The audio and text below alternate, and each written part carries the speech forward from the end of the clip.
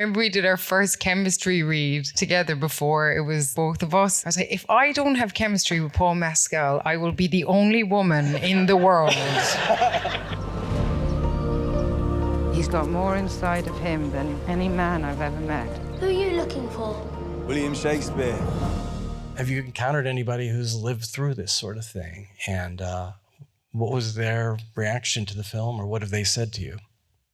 I think grief and loss is something that's hard to measure, but actually at the same time, so universal. It is what connects us. Our grief, as difficult as it is the most human part of us, and be able to look at each other as human beings, even though we might disagree on everything. But when we're both grieving, it connects us. So it's actually also a really beautiful and profound thing. It's a paradox. It is. I think that's the love story element of it is, you tell me what your thought is on this, Jessie, but when she sees the play, my feeling is she didn't realize he was feeling the same way she was, and discovers he is, and that's a reconnection between them. Can you share your perspective on it? I think grief is kind of unfathomable, especially the grief of a child. And I mean, it's such an epic journey to go to London, to this place called the Globe, try and understand why her husband has stolen the name of their dead son to create a story from. All the feelings around grief and courage in that moment too, to go towards this unknown place.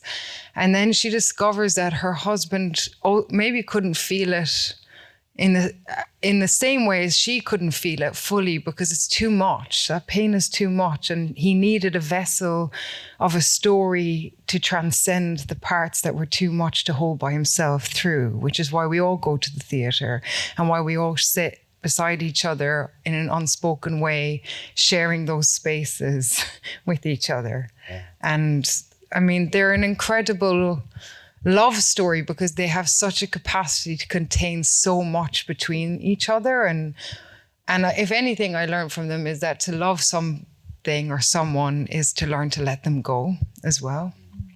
Fiona, I want to talk about the environments of Hamnet. Tell me about the natural part in making nature a kind of character in this story. Our first scout, where we first met, was in Wales, on the border of Wales and England, and we went looking for the forest, but specifically, really, I remember walking around looking for where Agnes would give birth. We found like hollows initially, like little round spaces. We thought, yeah, this made sense. And then we found obviously the tree with the big hole in it. We put in roots and kind of just augmented everything. We didn't go there going, we are looking for this specific thing. What we did was create a home and daily life and the detail. And it's very deliberate that you feel the weight of those ceilings. When we built the ceiling in the dining room, we had one beam lower. So the whole thing feels like it's slightly buckling. For me, it was very important in the sense that when we first see Will cross the threshold into that house, the feeling of being outside and, having spent time with Agnes, that all of that, suddenly he's going into the house and he's got to pass that, So all of that was very, intentional. Yeah.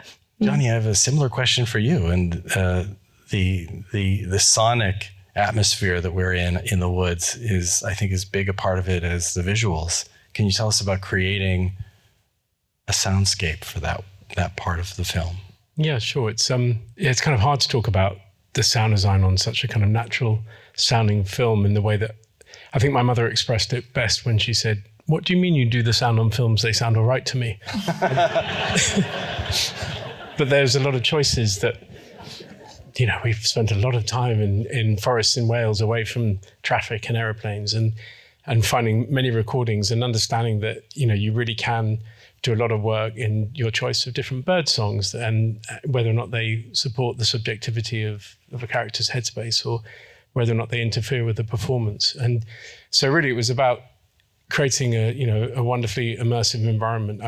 I don't know if you've ever kind of lay down on the floor of a forest and just sat there for a bit, but it's an immensely beautiful space when you become so in tune to all the little details and stuff. So there was all that kind of reality and immersive aspect, and then some wonderfully visceral moments like, the winds in the childbirth sequence in the forest and how that sort of goes a long way to supporting them. Malgosia, I wanted to ask you about your approach to creating the look of these characters. So when we first started talking about the movie with Chloé, it was obvious that we were not making, a museum piece. When I started doing the research, I realized that the images that we know of Shakespeare are made after his death. So they are an adaptation already. So it kind of freed me to go a little bit, out of the way and just imagine him from the inside out. And then with Paul's help, create this character. And then same with Jessie. I wanted to make sure that I was very literate in the period and only using the pieces that kind of enhance the emotional arc of the characters. Specifically on Paul's costumes, we start with him with little scratches, but they look like little wounds until it finishes in this broken clay that he finally washes off. And then with Agnes's character, she is just such a creature of the forest. All the reds are kind of an emotional representation of this like beating heart of a creature that she was. Very comfortable clothes too. It looks very, very easygoing. Affonso, like sound design, sometimes editing can be invisible to the audience because it plays in such a subconscious way. Is there something that you can tell us about the psychology of those scenes and the cutting of those scenes that you and Chloé worked on together? Was there a moment in particular that you felt, we've got to get this just right in order for the emotion to land because it's so critical to the whole movie? I mean, definitely the last scene, the play is the one that we worked the longest. Up to the point there was the last day of the mix, and I spent that morning recutting or like changing some stuff on that scene, and then running to Johnnie and be like, can you do this? And then Johnnie was very accommodating. Yeah. We needed to reduce it enough that it wasn't so tiresome, because at some point the Hamlet, that scene was 40 minutes long. So we kept taking it out,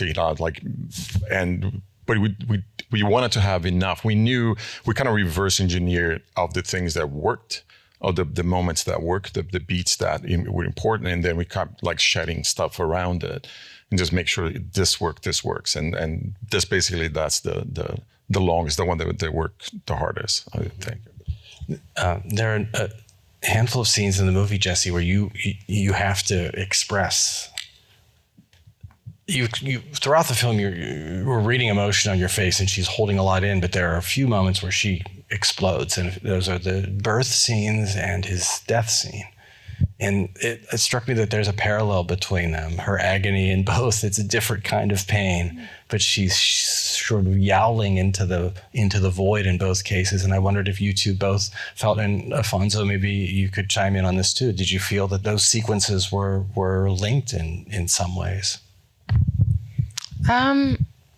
Yeah, I mean, I think Agnes is in conversation with life and death throughout her whole life. It's a gigantic feat to birth an idea as big as Hamlet through the body of a human.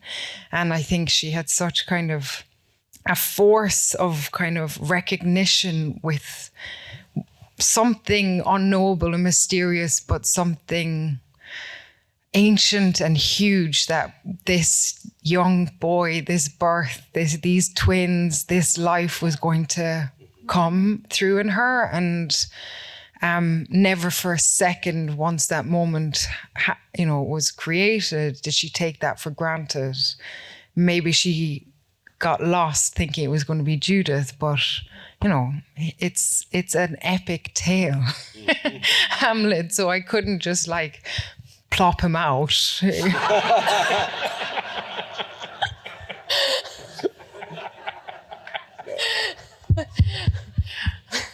He can't be with us tonight because he's overseas inhabiting Paul McCartney in the Beatles movies. But Paul Mescal is someone we should talk about. It's such a crucial part of your performance in the movie. Since he's not here, do you want to speak badly about him? Would you like to talk shit? Would you like to...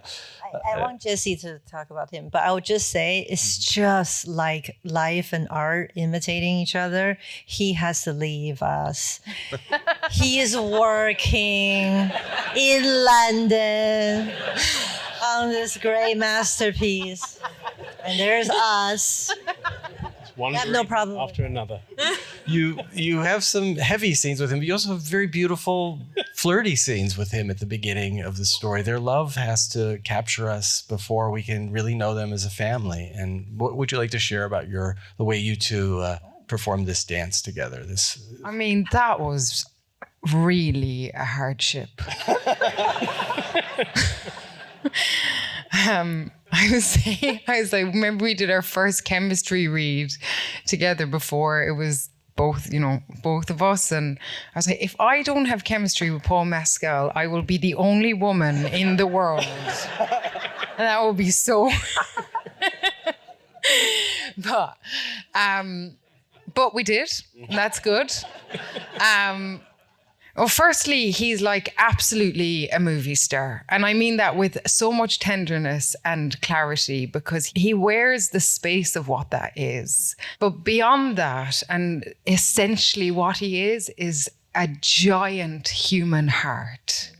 Whatever kinetic chemistry we had on this was something so special. And I know that he is going to be like a kind of a really important person that I'm going to meet at very singular moments of my life and go on different journeys in. I think what was so exciting about that first meeting was the surprise and the edge of the unknown. And I think we made a pact from that first day saying wherever this leads us and wherever we need to go, we're going to absolutely jump off this cliff together, and I've got you. And I think he's extraordinary. I love the way you all talk about this film, and it's a film that means a lot to me. Thank you for being here and answering these questions and sharing with us. Thank you all. Let's hear it for the creative team behind Hamnet.